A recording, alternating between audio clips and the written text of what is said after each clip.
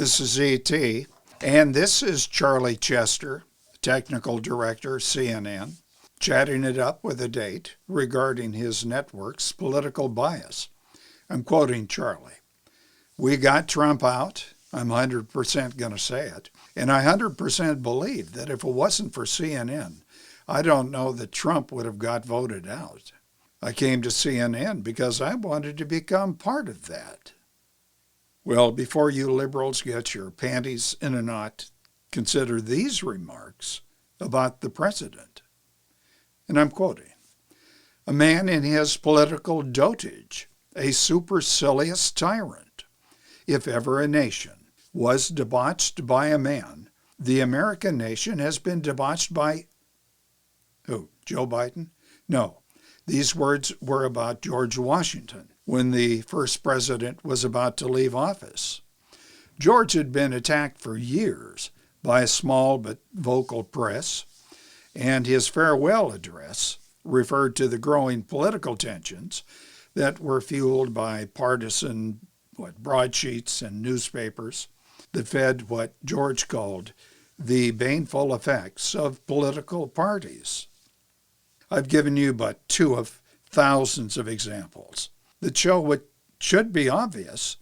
There exists no unbiased news source in this or any other country. Think of news as information provided by advocates, lawyers, each attorney manipulating commonly accepted facts to prove a client innocent or guilty. Put in simpler terms, little Jimmy and Sister Buffy are explaining reasons why mommy's vase is broken. Each child presents a biased reason on why the broken vase, the accepted fact, is his or her fault. Back during colonial times and going through the mid-1830s, what press existed was dominated by conservatives of that day. Now, that was until the appearance of the working men's newspapers that promoted better wages, working conditions, and a presidential candidate, Andrew Jackson. The more liberal offerings continued and expanded rapidly during the mid-1800s due to two things. One, the penny press making newsprint affordable, and number two, the expanding number of immigrants. This continued until the 1930s, when most leading newspapers and magazines and the fast-growing radio networks openly promoted liberalism as we understand that word to mean today. The leftist domination of the news continued and expanded in the following decades, to such a degree that some historians suggested that liberalism has become, in fact, the new conservatism. Well, American intellectuals began to explore the degree to which liberalism came to dominate the news. In 1971, Edith Ephron published a book, The News Twisters, that covered in detail the degree to which the 1968 presidential election was biased against candidate Richard Nixon. In 1982, Dr. Robert Lichter, professor of communications at George Mason U, published a survey of men and women working in the media, and the results showed 81% voted for the liberal Democrat for president in every election going back to 1964. 86% seldom or never attended a church service or a synagogue. 50% of those had no religious affiliation at all.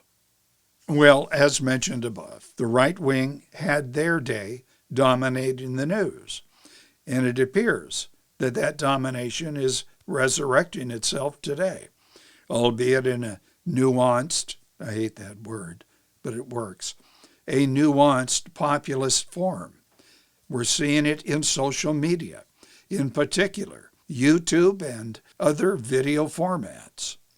We're witnessing, in other words, Marshall McLuhan's medium becoming the message. We have a new medium. It's linked with the message. in a way that influences how you and I receive that message. And we are digesting that message, many of us, in a right-wing form. Whatever.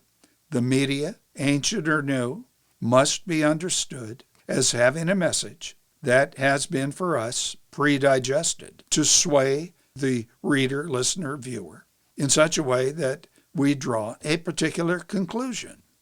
Now, if we understand this, the absence of objectivity, and if we balance one report with contrary ones, we will, like any juror, be better equipped to find the truth.